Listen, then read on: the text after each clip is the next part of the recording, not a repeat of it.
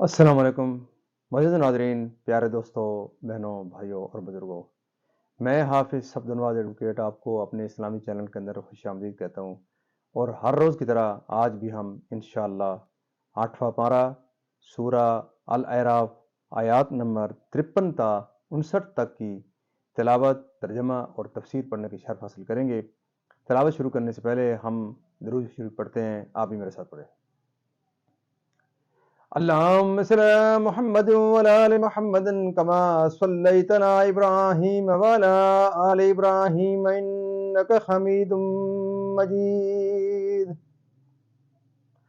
اللهم بارك على محمد وعلى آل محمد كما باركت على إبراهيم وعلى آل إبراهيم إنك حميد مجيد. أما بعد فأعوذ بالله من الشيطان الرجيم. بسم الله الرحمن الرحيم.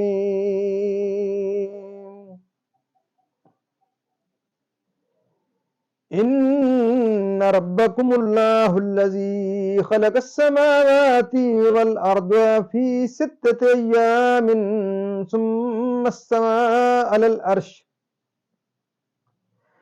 يغشي الليل النهار يطلبه خسيسا والشمس والقمر والنجوم مسخرات بأمره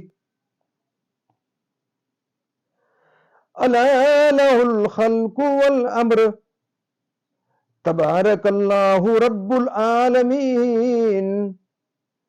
ادعوا ربكم تضرعا وخفية إنه لا يحب المعتدين.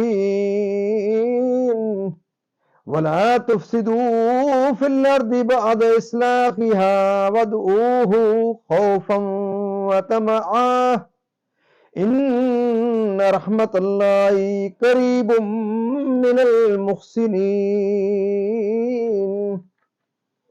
وهو الذي يرسل الرياح بشرا بين يدي رحمته حتى إذا أكلت سحابا ثقالا سقناه لبلد ميت فأنزلنا به الماء فأخرجنا به من كل الثمرات كذلك نخرج الموتى لعلكم تذكرون. والبلد الطيب يخرج نباته بإذن ربه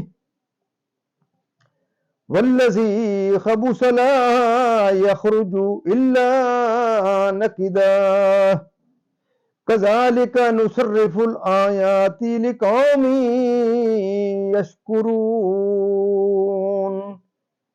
لقد أرسلنا نوحا إلى قومه فقال يا قوم اعبدوا الله ما لكم من إله غيره إني أخاف عليكم عذاب يوم عظيم. قال الملأ من قومه إنا لنراك في ضلال مبين. صدق اللہ العظیم. ترجمہ: بے شک تمہارا رب اللہ ہے جس نے آسمان اور زمین 6 دن میں بنائے، پھر عرش پر استوا فرمایا جیسا اس کی شان کے لائق ہے۔ رات دن کو ایک دوسرے سے ڈھانکتا ہے کہ جلد اس کے پیچھے لگا آتا ہے، اور سورج اور چاند اور تاروں کو بنایا، سب اس کے حکم کے دبے ہوئے۔ سن لو، اسی کے ہاتھ سے پیدا کرنا اور حکم دینا۔ بڑی برکت والا ہے اللہ، رب سارے جہان کا۔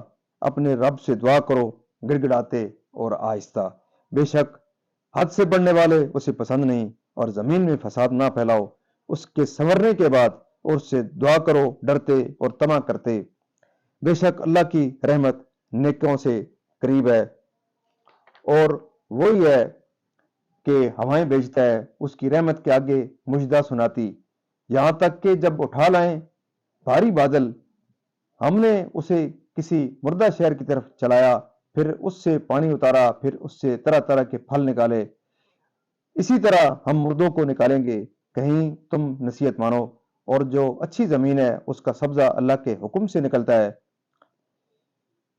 اور جو خراب ہے اس میں نہیں نکلتا مگر تھوڑا بمشکل۔ ہم یوں ہی طرح طرح سے آیتیں بیان کرتے ہیں ان کے لیے جو احسان مانے۔ بے شک ہم نے نوح کو اس کی قوم کی طرف بھیجا تو اس نے کہا، اے میری قوم، اللہ کو پوجو، اس کے سوا تمہارا کوئی معبود نہیں، بے شک مجھ پر بڑے دن کے عذاب کا ڈر ہے، بے شک مجھے تم پر بڑے دن کے عذاب کا ڈر ہے۔ اس کی قوم کے سردار بولے، بے شک ہم تمہیں کھلی گمراہی میں دیکھتے ہیں۔ یہاں تک اس کا ترجمہ اختتام پذیر ہوتا ہے۔ اب تفسیر اس کی تسلسل سے۔ تفسیر یعنی بجائے کفر کے ایمان لائیں اور بجائے معصیت اور نافرمانی کے اطاعت اور فرمانبرداری اختیار کریں، مگر نہ انہیں شفاعت میسر آئے گی، نہ دنیا میں واپس بھیجے جائیں گے، اور جھوٹ بکتے تھے کہ بت خدا کے شریک ہیں اور اپنے پجاریوں کی شفاعت کریں گے۔ اب آخرت میں انہیں معلوم ہو گیا کہ ان کے یہ دعوے جھوٹے تھے، ماں ان تمام چیزوں کے جو ان کے درمیان ہیں، جیسا کہ دوسری آیت میں وارد ہوا، وَلَقَدْ خَلَقْنَا السَّمَاوَاتِ وَالْأَرْضَ وَمَا بَيْنَهُمَا فِي سِتَّةِ أَيَّامٍ۔ 6 دن سے دنیا کے 6 دنوں کی مقدار مراد ہے، کیونکہ یہ دن تو اس وقت تھے نہیں، آفتاب ہی نہ تھا جس سے دن ہوتا، اور اللہ تعالیٰ قادر نہ تھا کہ ایک لمحہ میں یا اس سے کم میں پیدا فرماتا، لیکن اتنے عرصے میں ان کی پیدائش فرمانا بتقاضائے حکمت ہے، اور اس سے بندوں کو اپنے کاموں میں تدریج اختیار کرنے کا سبق ملتا ہے۔ یہ استوا متشابہات میں سے ہے، ہم اس پر ایمان لاتے ہیں کہ اللہ کی اس سے جو مراد ہے حق ہے۔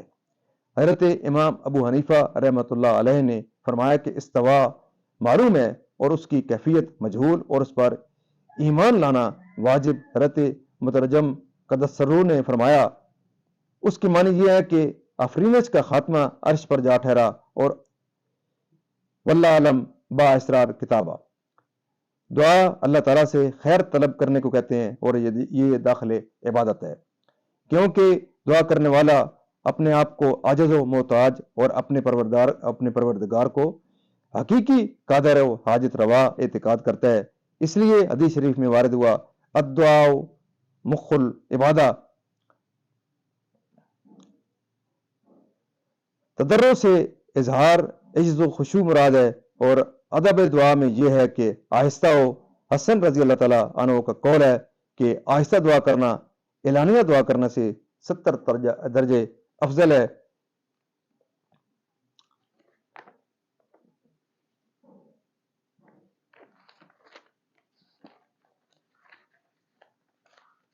مزید ناظرین، اس کے بعد بقیہ ہے صفحہ نمبر، اس کے جو باقی ہے صفحہ نمبر 90 پر 290 پر اسی کتاب کے۔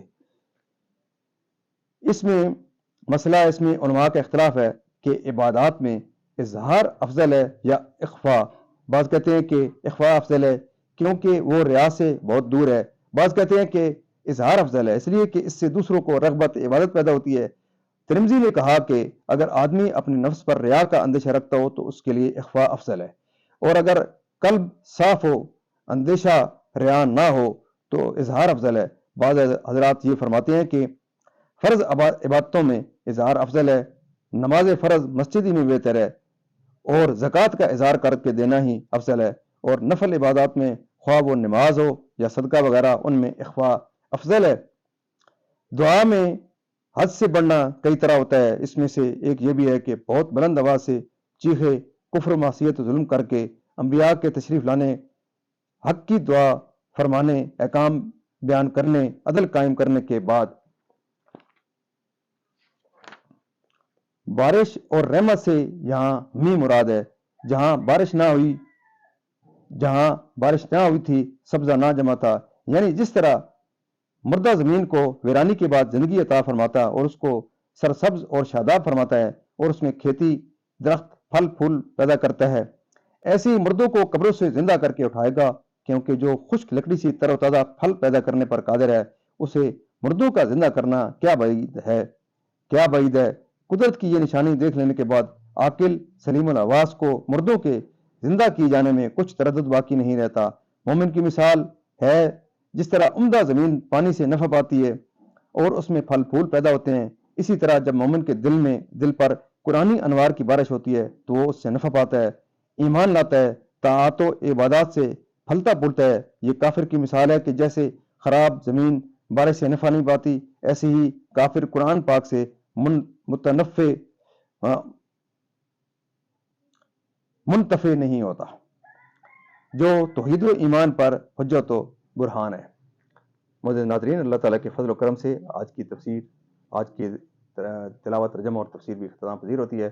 اللہ تعالیٰ کے دربار کے اندر ہم اس کلام مقدس کے صدقے، حضور پاک صلی اللہ علیہ وسلم کی ذات و برکات کے صدقے اور اس ماہ مقدس کے صدقے دعا کرتے ہیں کہ اللہ تعالیٰ میں قرآن پاک پڑھنے، قرآن پاک کو سمجھ کر اور اس کے احکامات کے مطابق، حضور پاک صلی اللہ علیہ وسلم کی پاک سیرت کے مطابق اور صحابہ کرام کے نقش قدم کے اوپر اللہ تعالیٰ ہمیں چلنے کی توفیق عطا فرمائے۔ اللہ تعالیٰ کے دربار کے اندر ہم اس کلام مقدس کے صدقے، اس ماہ مقدس کے صدقے، حضور پاک صلی اللہ علیہ وسلم کی ذات و برکات کے صدقے دعا کرتے ہیں کہ اللہ تعالیٰ ہمیں اسی طرح قرآن پاک کو اس خدمت کرنے، اس صدقہ جاریہ کو جاری رکھنے کی توفیق عطا فرمائے۔ اللہ تعالیٰ تمام پریشانوں کو پریشانیاں دور فرمائے، تمام بیماروں کو شفائے کاملہ عطا فرمائے، اور اللہ تعالیٰ میرے اور آپ کے تمام کے صغیرہ و کبیرہ گناہوں کو معاف فرمائے۔ میرے اور آپ کے تمام مرحومین کو اللہ تعالیٰ ان کی قبروں کو منور فرمائے۔ اللہ تعالیٰ ان کی قبروں کو جنت کے باغوں میں سے باغ بنائے اور ان کی قبروں کو تاحت دینے کا وسعت عطا فرمائے، اور اللہ تعالیٰ ان کو جنت الفردوس میں اعلیٰ بالا مقام عطا فرمائے۔ آپ سے صرف یہ صدا رہتی ہے کہ آپ اس ختم نبوت کے صدقے یہ جو پروگرام ہے، یہ اس آخری امت کے اوپر ایک بہت بڑا فریضہ ہے۔ اس فریضے کے اندر میں اپنا جس حد تک میں یہ سمجھتا ہوں کہ میں اپنا ایسا ڈال رہا ہوں، آپ تمام معزز ناظرین سے اس ماہ مقدس کے حوالے سے کہ اس ماہ مقدس کے اندر لوگوں کے پاس ٹائم زیادہ ہوتا ہے، تو آپ اس پروگرام کو، ایک تو یہ ہے کہ آپ پورا دیکھیں، خود دیکھیں، اپنے بچوں کو، اپنے عزیز اقربا کو، اور جہاں تک آپ اس آواز کو پہنچا سکتے ہیں، بجائے اس کے کہ اس ماہ مقدس کے اندر آپ موبائل کے اوپر اپنا ٹائم ضائع کریں، کوئی دائیں بائیں کی آپ دوسری ویڈیوز دیکھیں، آپ اس پروگرام کو دیکھیں، دوسرے لوگوں کو بھی تلقین کریں، میرے پروگرام کو دیکھیں، اور جتنے بھی کوئی مذہبی پروگرام ہوتے ہیں ان کو بھی دیکھیں، تاکہ اللہ تعالیٰ آپ کے اپنے فضل و کرم سے اللہ تعالیٰ آپ کو قرآن پاک کو سمجھنے اور سمجھ کر اس پر عمل کرنے کی توفیق عطا فرمائے۔ اللہ تعالیٰ آپ کی زندگیوں میں خیر و برکت عطا فرمائے، اللہ تعالیٰ آپ کی اولادوں کو نیک عطا فرمائے، اور اللہ تعالیٰ آپ کی ہر قسم کی پریشانی دور فرمائے، اور اللہ تعالیٰ خصوصی طور پہ جو مجھے دیکھ رہے ہیں، اللہ تعالیٰ آپ کی زندگیوں کو خیر و برکت عطا فرمائے، اور اللہ تعالیٰ آپ کی ہر قسم کی بیماری دور فرمائے۔ آمین ثم آمین۔